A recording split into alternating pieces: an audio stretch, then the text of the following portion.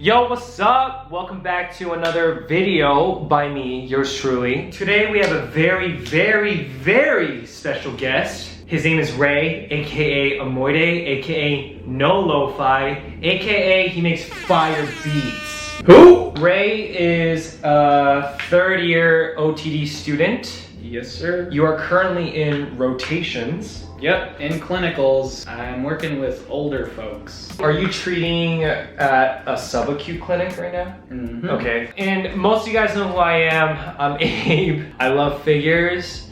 I love Marvel. I love Supreme. I am also a doctor of occupational therapy student, but I'm a second year and I finished only one clinical so far. How did that go? Anyways, today I wanted to do a video where we kind of assess, I guess it's more of a conversation with you and me. Yep. We watched the Joker film, and as a Marvel fan, I hated it, but being in this field, I kind of loved it.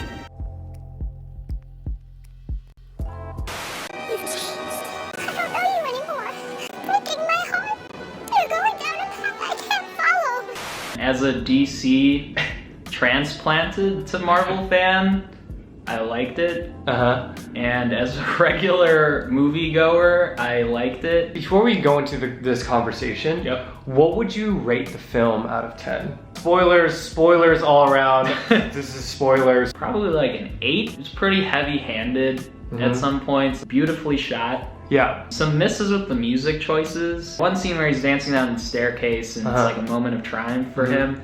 Felt like that was a musical miss. Beautiful life. I mean, otherwise, I think the message of the movie gets kind of mixed. I have mixed feelings about like how the message came across because I think I know what they're trying to get at, but at the same time, it's kind of sending a different message. How about you? I would probably rate it a 4 out of 10 because it had DC elements to it. But if you take out the whole DC stuff, such as Batman being a part of it, like Bruce Wayne. Yeah. I didn't mind Thomas Wayne being in the film. All that Bruce Wayne stuff. Yeah, the callbacks. And like Martha dying again. Yeah. With the whole cheap pearls. If you take all of that away and you just made it an Arthur Fleck film, I'd probably give it like a 9 out of 10. Just because of Batman? Just because DC was stamped on the film, okay, it automatically makes it less than a 5. The point of this video isn't to review the film. The point of this video is to show you guys how an occupational therapist would look at Arthur Fleck.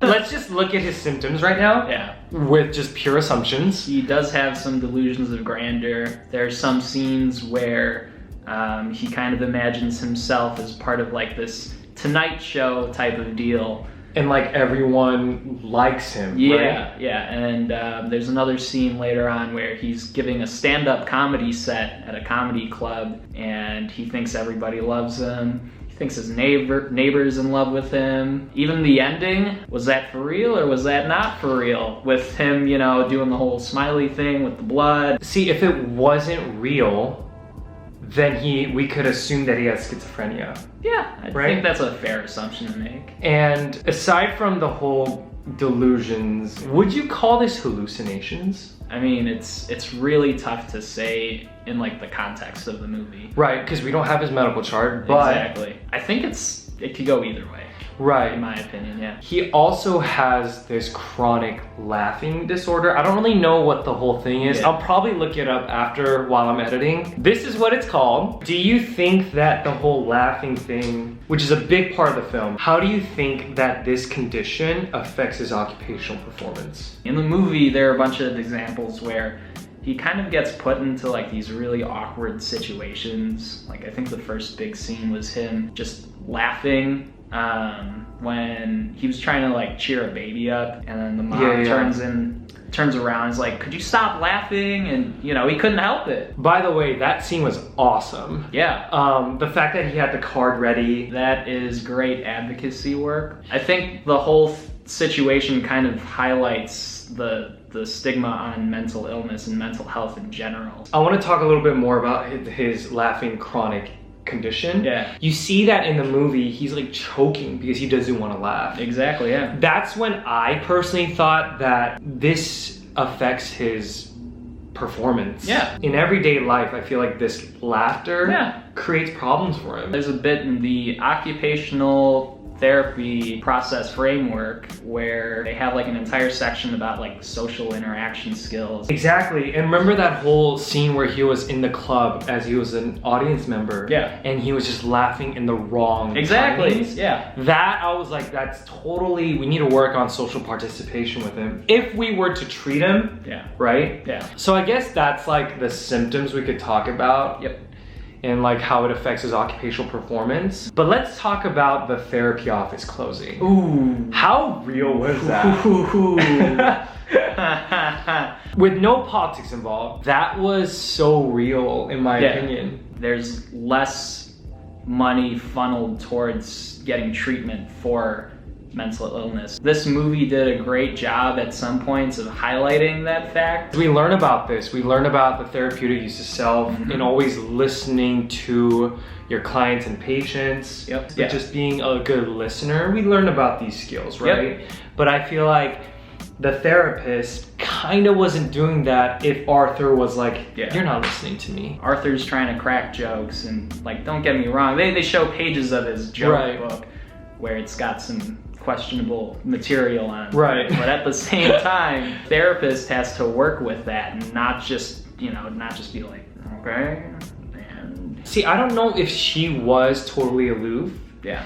But the patient perspective was, you don't care. Exactly. And now let's talk about how we would treat him as occupational therapists or future occupational therapists. We're still students, So frame of reference, we would start with, I'm thinking MOHO, model of human occupation. It sounds like he has high volition to try to be a comedian. Yeah, so we would use his volition of wanting to be a comedian to drive the therapy sessions. Yep. I also wanted to ask about his roles. Okay. Like, what else does he do outside of work? I know he takes care of his mom, but what else does he do? I would also want to implement CBT, cognitive behavioral therapy, because we see a lot of negative thoughts. I mean, his entire book is negative thoughts. Yeah. And he even says it. I think we could focus on that, see where these negative thoughts are coming from, and try to work around it and change his thinking patterns so that would help his cognition, which leads to his behaviors. I would say the same thing too.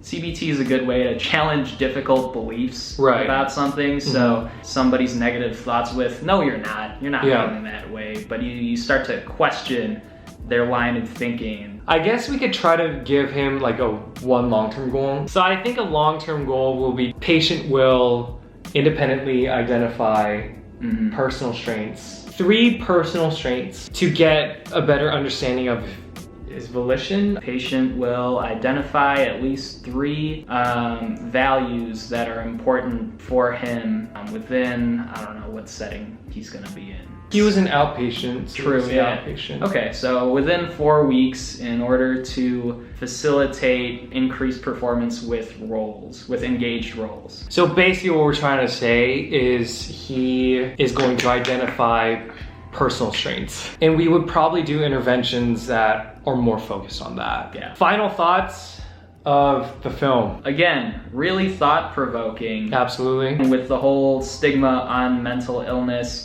it kind of creates this picture of we got to do better with how we look at people with mental illness. Any final thoughts on this? Like I said, if it was not a Joker or DC film, I'd probably give it like a 9 out of 10. I don't know you anymore. Get rid of all the whole Batman stuff. I don't mind Thomas Wayne. I really like that it was a very thought-provoking film. After I watched Avengers Endgame, I was thinking about Avengers Endgame for like 2-3 months after, because I'm a huge Marvel fan. But this film, as a DC film, was the first time that I'm able to think about it for like weeks on ahead. Speaking of jokes, I'm wearing a Dodgers jersey when we lost